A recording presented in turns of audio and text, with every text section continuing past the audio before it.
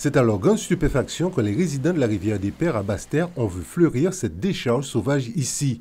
Malgré la présence de panneaux d'information invitant à ne pas déposer ces détritus, les ordures de toute nature sont entassées dans ces lieux sans que cela ne dérange pas plus. Pour ce riverain, ce lieu ne semblait pas destiné à accueillir ces déchets.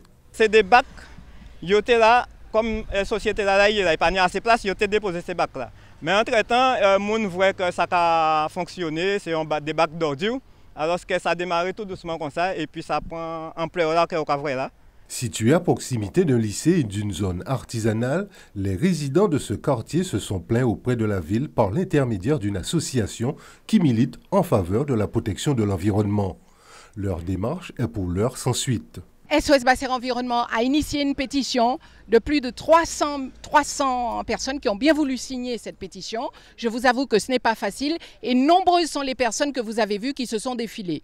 Bon, ce n'est pas bien grave. Cette pétition a été déposée en mairie. Nous avons demandé à Madame le maire d'arrêter cette décharge sauvage qui indispose tout le monde, notamment sur la nationale et l'entrée de plusieurs cités. Du côté de la municipalité de Basse-Terre, ce site n'est pas inconnu de leur service de ramassage des ordures et des encombrants.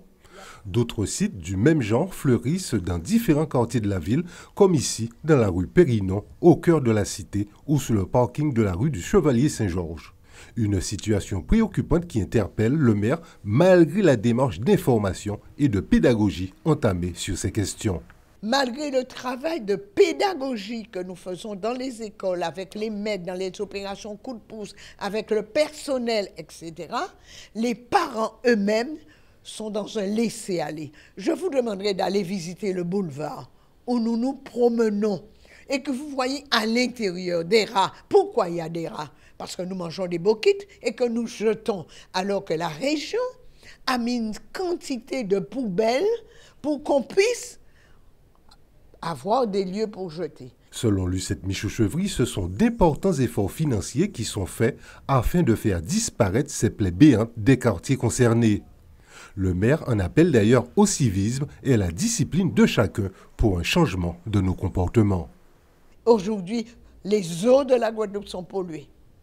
Les rats sont propriétaires de nos domiciles. Pourquoi? Parce que l'homme est le prédateur qui détruit l'homme. Alors j'en appelle à la conscience de mes compatriotes. Mais tant que les gens se plaignent, je comprends. Je comprends. Mais que les gens, chacun donne l'exemple que devant sa porte, il nettoie, il enlève les herbes, il plante, il fleurit. Alors la Guadeloupe sera belle comme elle l'était autrefois.